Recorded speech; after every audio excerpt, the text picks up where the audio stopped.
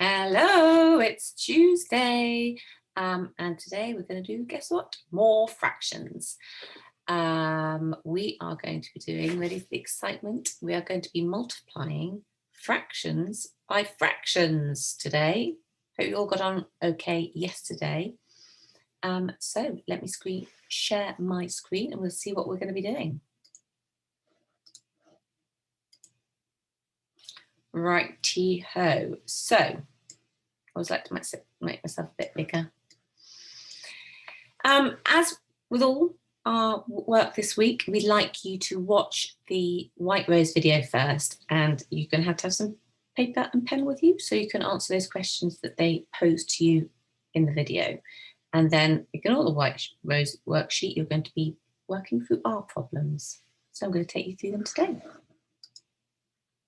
Question number one, it's very useful to draw diagrams, especially with fractions, to help you with your working, especially in this particular part of multiplying fractions. Because if we look at this first question, a half multiplied by a quarter, as it said in the video, what you're actually doing, you're finding a quarter of a half. And unlike with most calculations when you multiply, your answer, because you're dealing with fractions, you're finding a fraction of a fraction. So your answer is going to be getting smaller. Now don't forget that the larger the denominator, the smaller the number. Because I always say, remember, would you rather half a bar of chocolate? Would you rather a quarter bar of chocolate? That's for those chocolate lovers out there, obviously. I, of course, would always like half a bar of chocolate. So the quarter, although the denominator is greater, the part is smaller. Because you've got one part out of 4 rather than one part out of 2.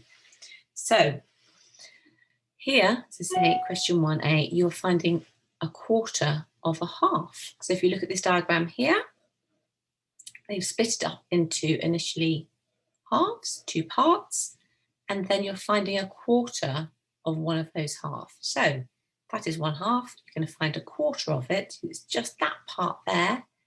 So that is 1/8, isn't it? 1, 2, 3, 4, 5, 6, 7, 8. 1/8 of the original whole. Okay, so that's my top tip. When you're looking at these, think about them as being finding a quarter of a half, because that always really helps me think about what's actually going on. Okay, so question number 2, you're doing exactly the same thing. But what we'd like you to do with this is to find out whether Mo is correct or not. I would draw it out, because again, that really helps you visualize and conceptualize what's going on when you're multiplying a fraction by a fraction. So you're going to be finding 3/4 of 2/3. Okay, have a go drawing it out using this as a model to work from. Right, question 3. You don't have to draw these out if you don't want to. These are simply calculations, because I think you might now have worked out that there's actually a trick that you can do with multiplication of fractions. So here are some simple fractions, starting off with unit fractions, as we said before, and then building up to non-unit fractions. And we've added this one on because, of course, you can multiply 3 or more fractions together. So have a go at those. Here, this is challenging you because you've got the answer, you've got to work out what the question is. So this is reversing it to make you think. But what you need to do to solve these is, okay, what do I know? What do I know here? If we look at this one, 1/10 equals a certain amount of quarters multiplied by a certain amount of fifths. We don't know. But I do know that 1/4 multiplied by 1/5 would be what? Let's think about it. 1/4 multiplied by 1/5, that would be a 20th. So it's not going to be a 20th, is it? So I've got to see that my answer here has already been simplified. So how many 20ths is equivalent to 1/10? You can work that out. How would I work that out? What's the equivalent of 1/10 in 20ths? Right, we need to do exactly the same here. Remember, the answer, the quarter, has already been simplified. Next question. Love this question. Question 5. The shaded square of the grid below is the answer to a multiplication fraction question. So you've got to decide what the question is. Now remember, that is your answer. Let's see. 1, 2, 3, 4. It's been split into quarters that way. 1, 2, 3, 4, 5, 6. So how would that? It's been split into quarters this way. It's been split into sixths this way. So what would the question be? For question 5, we'd like you to write out the whole equation. What multiplied by what equals what? Tells you what the answer is there in terms of a diagram. You've got to interpret that in terms of what that would be as a fraction. Question number 6. In a class of 2/3, start again. In a class, 2/3 of the pupils are boys. Okay, so 2/3 of the class are boys and we haven't got any elephants or monkeys in the class. What fraction are girls? 2/3 are boys, what fraction are girls? Yeah, you're right, 1/3. A quarter of the girls wear glasses, so that's a quarter of a third. It's not a quarter of the whole class, it's a quarter of the third of the class. And 1/6 of the boys wear glasses. So that's 1/6 of how many boys are there? 2/3 of the class, so 1/6 of 2/3. So once you've done those calculations, you'll be able to work out, do more boys or girls wear glasses?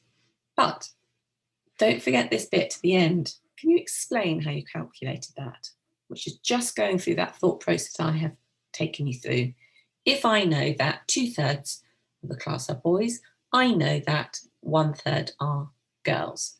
Therefore, remember that nice process of reasoning. I know this, therefore I know that, therefore this tells me how I can calculate it. Right, this is an extension question, but I think you can all have a go. Here's an area. The one shape is 1 metre by 1 metre, but I'd actually like you to find out what the area of the shaded part is. Well, when I think they say shaded, I think they actually mean just the blue bit. Now, what you're going to have to do here is obviously, you know what the whole thing, the area of the whole thing is, because it's 1 metre multiplied by 1 metre. But you're going to have to subtract from it, obviously, that centre bit. So how are you going to work out what that centre bit is? Well, you're going to have to multiply 2/3 by 5/7 and then subtract that from 1.